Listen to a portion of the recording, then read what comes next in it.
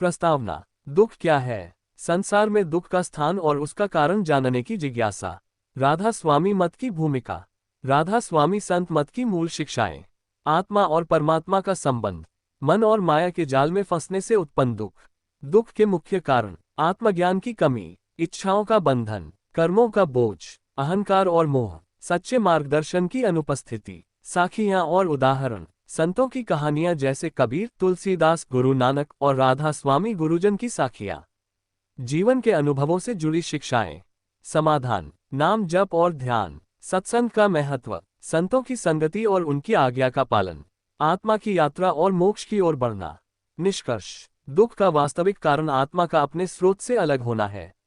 राधा स्वामी मत का मार्ग आत्मा को फिर से परमात्मा से जोड़ने का है।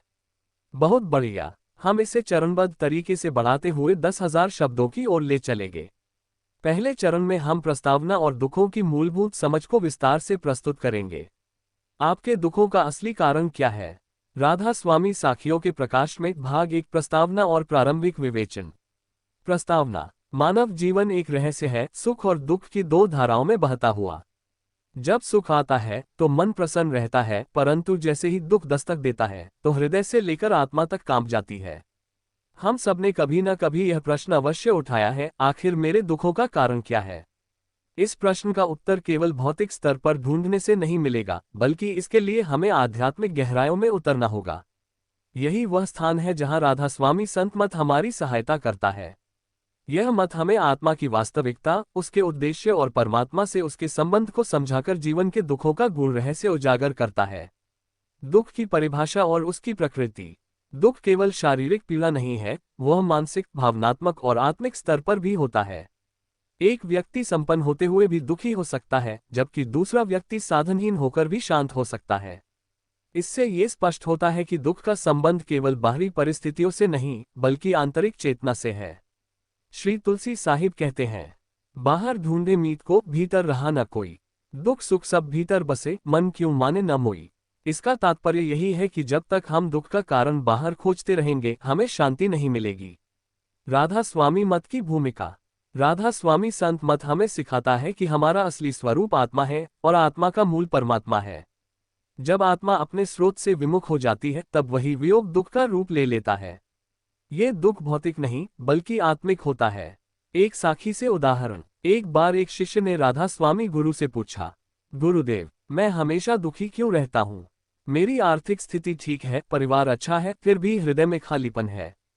गुरु मुस्कुराए और बोले, बेटा, तेरे पास सब कुछ है, पर तू खुद को भूल गया है। तू आत्मा है और आत्मा को जब तक अपने मालिक से मिलन नहीं होता, तब तक वह व्याकुल ही रहती है। ये व्याकुलता ही तेरा दुख है। ये बात सीधी सादी प्रतीत होती है, लेकिन इसमें ब्रह्मज्ञान छुपा है। अगले भाग में हम विस्तार से चर्चा करेंगे। आत्मा और मन के संघर्ष, इच्छाओं की जंजीरें, और कैसे दुख की जड़ हमारे भीतर ही छुपी है। बहुत अच्छा, तो आइए हम भाग 2 की ओर बढ़ते हैं और धीरे धीरे इस आध्यात्मिक यात्रा को गहराई देते हैं। आपके दुखों का असली कारण क्या है? राधा स्वामी साखियों के प्रकाश में भाग 2, आत्मा और मन का संघर्ष। आत्मा और मन का संघर्ष। राधा स्वामी मत में ये बहुत स्पष्ट रूप से समझाया गया है कि आत्मा शुद्ध, शांत और दिव्य है, परंतु जब वह इस भौतिक संसार में आती है तो उसे शरीर और मन का साथ मिल जाता है। यहीं से संघर्ष आरंभ होता है। मन, जो कि इंद्रियों का राजा है, सदा बाहर की ओर दौड़ता है। वह इंद्रियों के माध्यम से विषय विकारों में सुख ढूंढता है। अच्छा खाना, सुंदर दृश्य, मीठे शब्द, नाम, प्रतिष्ठा, धन आदि। परंतु आत्मा, जिसका मूल परमात्मा है, उसे ये सब तृप्त नहीं कर सकते। एक सुंदर साखी। गुरु जी अपने शिष्यों को समझाते हुए बोले, बेटा, मन एक बंदर की तरह है। ये कभी स्थिर नहीं रहता। जिस डाली से इसे सुख मिलता है, अगले ही पल वह दूसरी डाली की ओर कूद जाता है। लेकिन आत्मा उस चकोर पक्षी की तरह है जो केवल चांदनी को निहारता है, केवल अपने मालिक की रोशनी में ही तृप्त होता है। ये साखी एक गहरे सत्य को दर्शाती है। हमारे दुख का मुख्य कारण यह है कि आत्मा को मन चला रहा है, जबकि होना ये चाहिए कि मन आत्मा के अधीन हो। मन के अधीन आत्मा दुख का कारण।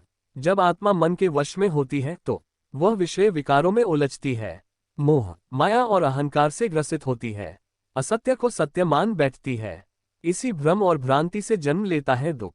कबीर जी का दोहा, मन के मारे पाए, मन के मारे भोग, मन ही मन का करे, मन ही मन का रोग। ये दोहा इस बात को पुष्ट करता है कि मन ही दुख का मूल कारण है, और जब तक उसे नियंत्रित नहीं किया जाता, आत्मा को शांति नहीं मिल सकती। राधा स्वामी मत का उपाय। गुरु कृपा से मन को वश में करना ही समाधान है। इसके लिए राधा स्वामी मत 3 मुख्य साधनों को बताता है। नाम जप सिमरन के माध्यम से मन को एकाग्र करना, भजन आंतरिक ध्वनि श्रुति का ध्यान, सत्संग सच्चे ज्ञान का श्रवण और मनन। इन तीनों साधनों के माध्यम से आत्मा पुनः जागृत होती है और मन पर विजय प्राप्त करती है। अगले भाग में हम चर्चा करेंगे इच्छाओं की जंजीरें कैसे चाहते दुख की जननी है, और एक और प्रेरणादायक साखी। बहुत सुंदर। चलिए हम भाग 3 में प्रवेश करते हैं, जहां हम इच्छाओं और उनके द्वारा उत्पन्न दुखों की गहराई से पड़ताल करेंगे। आपके दुखों का असली कारण क्या है? राधा स्वामी साखियों के प्रकाश में भाग 3 इच्छाओं की जंजीरें। इच्छाएं दुख की जननी। मनुष्य की इच्छाओं की कोई सीमा नहीं होती। एक इच्छा पूरी होती नहीं कि दूसरी जन्म ले लेती है। यह अंतहीन चक्र ही दुख का कारण है। राधा स्वामी मत बार बार यह सिखाता है कि जब तक इच्छाओं का जाल टूटा नहीं, आत्मा को सच्ची शांति नहीं मिल सकती। एक साखी। एक बार एक धनी व्यक्ति राधा स्वामी सत्संग में आया। उसने गुरुजी से पूछा, गुरुदेव मेरे पास सब कुछ है, बंगला गाड़ी धन परिवार, फिर भी मन अशांत है, क्यों? गुरुजी मुस्कुराए और बोले, बेटा तूने हर वो चीज पाली जो इस संसार में है, पर जो तेरे भीतर है उसे आज तक नहीं देखा। तेरी इच्छाएं बाहर दौड़ रही हैं, परंतु सुख अंदर बैठा तुझे बुला रहा है। जब तक तू अपनी दृष्टि को भीतर नहीं मोड़ेगा, दुख तेरा साथी बना रहेगा। ये बात सीधी लगती है पर बहुत गहरी है। इच्छाओं का परिणाम अशांति, इच्छाओं की पूर्ति न होने पर हताशा, अहंकार। जब इच्छाएं पूरी होती हैं तो मन में घमंड, मोह, वस्तुओं से लगाव और उनका छिन जाना, ईर्ष्या और द्वेष, दूसरों की प्राप्ति देखकर दुख। श्री गुरु ग्रंथ साहिब में कहा गया है, इच्छा सब दुख का मूल है। ये केवल कथन नहीं, जीवन का अनुभव है। राधा स्वामी समाधान संतोष और सिमरन। राधा स्वामी मत हमें 2 प्रमुख मार्ग बताता है। संतोष जो है उसमें प्रसन्न रहना, सिमरन नाम का जप जिससे इच्छाओं की शक्ति धीरे धीरे कम होती है। जब हम सिमरन करते हैं तब मन स्थिर होता है, और जब मन स्थिर होता है तब इच्छाएं शिथिल होती हैं। इसी अवस्था में आत्मा अपनी शक्ति को पहचानती है। एक और साखी। गुरु जी ने एक दिन एक प्याली में जल भरते हुए शिष्यों से कहा, देखो जब तक ये प्याली छलकी नहीं, इसे और कुछ नहीं डाला जा सकता। इसी तरह जब तक तुम्हारा मन इच्छाओं से भरा है, उसमें मालिक की रोशनी कैसे समा सकती है। ये शिक्षाप्रद साखी हमें आंतरिक सफाई का महत्व समझाती है। अगले भाग में हम चर्चा करेंगे कर्मों का प्रभाव, पिछले जन्मों के कारण मिलने वाले दुख, और इससे जुड़ी एक गूढ़ साखी। बहुत अच्छा। अब हम भाग 4 की ओर बढ़ते हैं, जहां हम कर्मों और उनके दुखों से संबंध की गहराई में उतरते हैं। आपके दुखों का असली कारण क्या है? राधा स्वामी साखियों के प्रकाश में भाग 4 कर्मों का बोझ। कर्म हर दुख का आधार। राधा स्वामी मत में कर्म को एक अत्यंत महत्वपूर्ण विषय माना गया है। जो भी हम सोचते हैं, बोलते हैं या करते हैं, वह सब हमारे कर्म संसार में जमा होता है। यही कर्म आगे चलकर भाग्य का रूप लेते हैं और उसी अनुसार हमें सुख या दुख का अनुभव होता है। कर्म के 3 प्रकार होते हैं। संचित कर्म पिछले जन्मों से इकट्ठे कर्म, प्रारब्ध कर्म इस जन्म में भोगे जाने वाले कर्म, क्रियमान कर्म जो हम इस जीवन में अभी कर रहे हैं। हम में से अधिकतर लोग केवल वर्तमान स्थिति देखते हैं, लेकिन हमारे दुखों की जड़ें कई जन्मों पीछे तक जाती हैं। एक गहरी साखी। एक बार एक भक्त ने गुरुजी से पूछा, गुरुदेव मैं तो सदा भला करता हूँ, फिर भी दुख क्यों आता है? गुरुजी बोले, बेटा तू आज जो बीज बो रहा है उसका फल कल मिलेगा, लेकिन आज जो दुख है वह उस वृक्ष का फल है जो तूने पहले कभी बोया था। यह उत्तर सीधा था, परंतु उसमें जीवन का सत्य समाया था। कर्म एक सूक्ष्म नियम है जो ब्रह्मांड के हर प्राणी पर लागू होता है। दुख के रूप में कर्म का फल, किसी का अचानक अपनों से बिछड़ जाना, निर्धनता या बीमारी, जीवन में बार बार असफलता, बिना कारण मानसिक तनाव या अकेलापन, ये सब प्रारब्ध कर्मों के फल हैं जिन्हें इस जीवन में भोगना ही पड़ता है।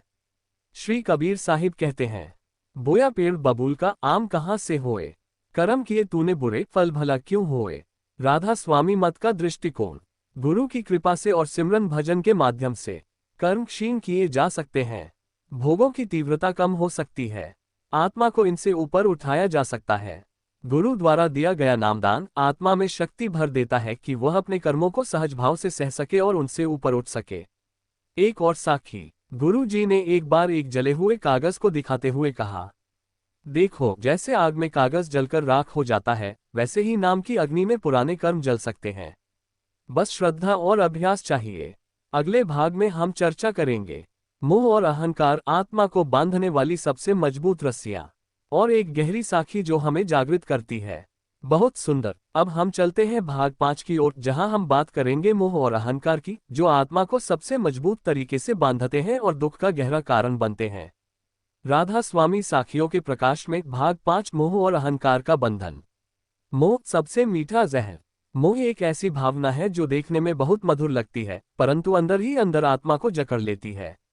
ये संपत्ति, संबंध, शरीर, प्रतिष्ठा और संसार के प्रति अटूट लगाव है। जब इन चीजों में कोई कमी आती है या बिछड़ाव होता है, तब मन टूट जाता है और दुख की आग जल उठती है।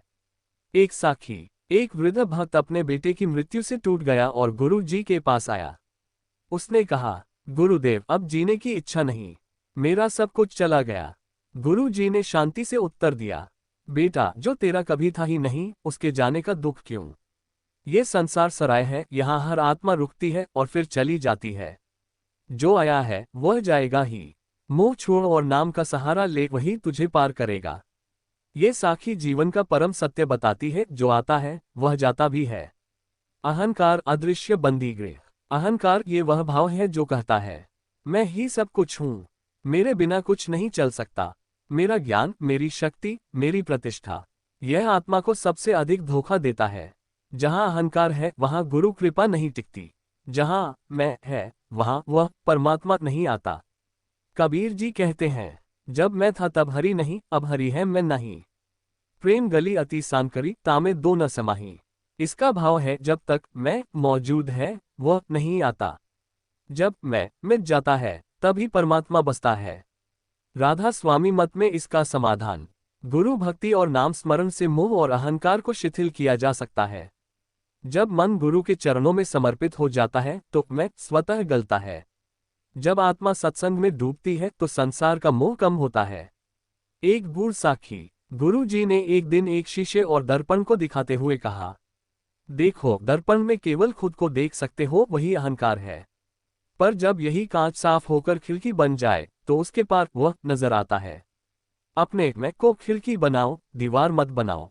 क्या सुंदर दृष्टांत है। अगले भाग में हम बात करेंगे सच्चे मार्गदर्शन की आवश्यकता, गुरु और सत्संग की शक्ति, और एक प्रेरणादायक साखी। बहुत सुंदर। अब हम भाग 6 में प्रवेश करते हैं, जहां हम बात करेंगे सच्चे मार्गदर्शन, गुरु की आवश्यकता की और सत्संग की उस शक्ति की जो आत्मा को अंधकार से निकालकर प्रकाश की ओर ले जाती है। आपके दुखों का असली कारण क्या है? राधा स्वामी साखियों के प्रकाश में भाग 6, गुरु और सत्संग का प्रकाश। गुरु अज्ञान का अंधकार हरने वाला दीपक। राधा स्वामी मत में गुरु को अत्यंत उच्च स्थान दिया गया है। कहा जाता है, गुरु बिन ज्ञान न उपजय, गुरु बिन मल न जाए, गुरु बिन मुक्ति न होई, गुरु बिन कौन बताए। गुरु वह होता है जो हमें ये बताता है कि आत्मा कौन है, हम इस संसार में क्यों आए हैं, हमारा परम लक्ष्य क्या है, और सबसे महत्वपूर्ण, वह हमें उस मार्ग पर ले चलता है जहां से दुख समाप्त हो जाते हैं। एक दिव्य साखी। एक शिष्य ने गुरुजी से पूछा, गुरुदेव, क्या मैं खुद साधना करके परमात्मा तक नहीं पहुंच सकता?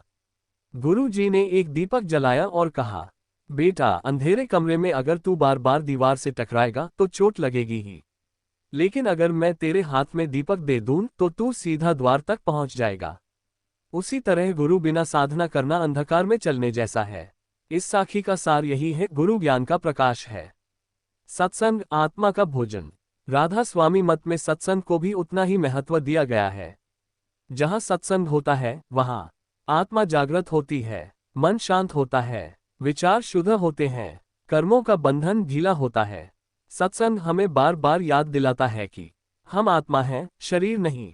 हमारा लक्ष्य परमात्मा से मिलन है। संसार नाशवान है, सच्चा सुख केवल नाम में है।